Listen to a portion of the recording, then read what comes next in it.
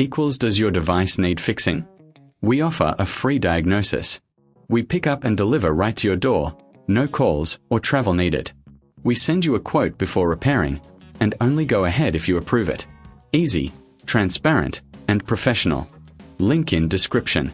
To start, gather your tools: a Torx screwdriver, a plastic spudger, and a suction cup. First, power off your Surface Pro 5 completely. Next, use the suction cup to gently lift the screen. Insert the spudger to carefully pry open the device. Be cautious of the internal components. Once open, locate the battery. You'll see several screws holding it in place. Remove these screws with your Torx screwdriver. After that, disconnect the battery connector from the motherboard. Now, take out the old battery.